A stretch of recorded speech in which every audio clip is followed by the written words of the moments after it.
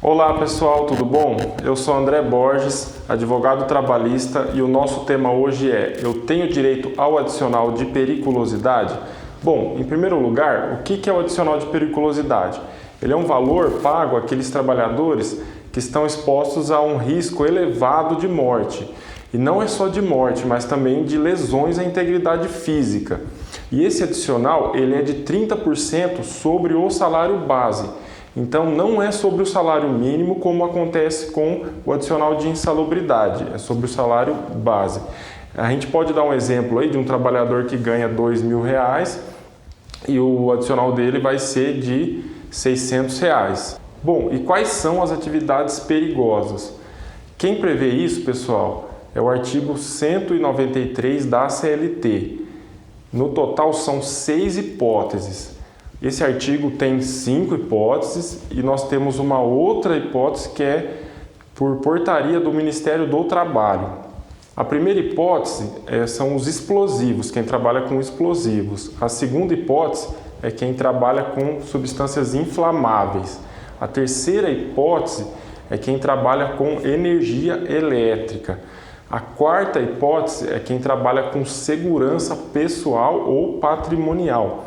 A quinta hipótese é quem trabalha com motocicleta. A lei não fala especificamente motoboy, motociclista, fala trabalhador que exerce atividade em motocicleta. E a última hipótese, que é a que o Ministério do Trabalho, aí, através de uma portaria, colocou como sendo perigosa, né, mas que não está nesse artigo 193, é quem trabalha com substância radioativa.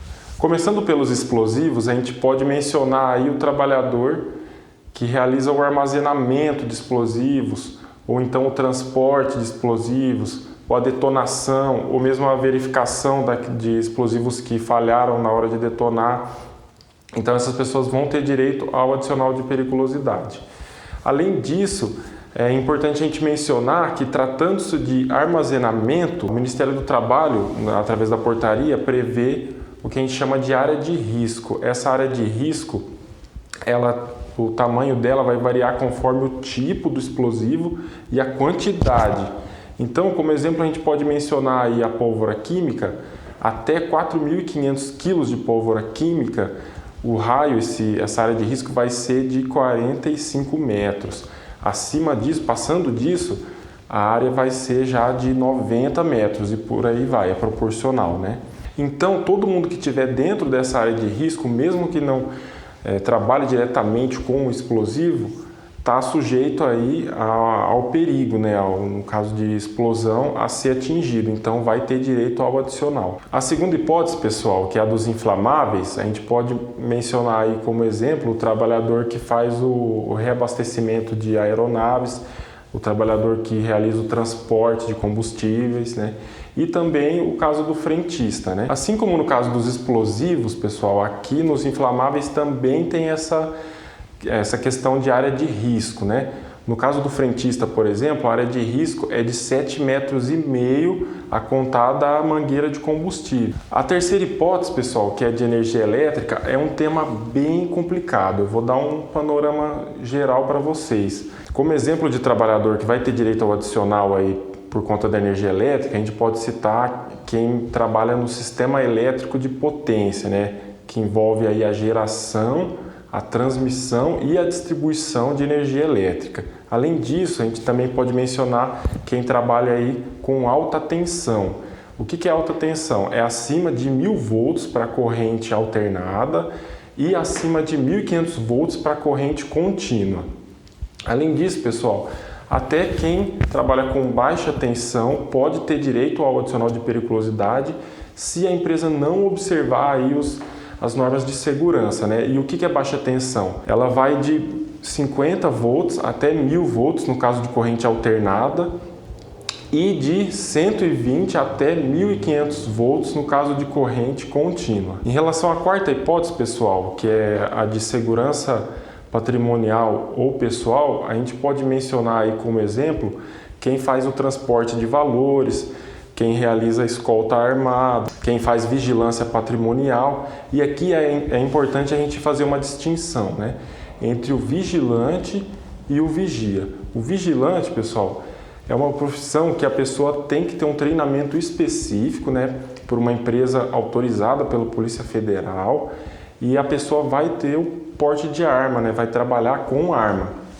Já o vigia, né, normalmente o vigia noturno, ele não tem esse treinamento específico, né, e nem tem porte de arma. Então, o vigilante tem direito ao adicional e o vigia não tem.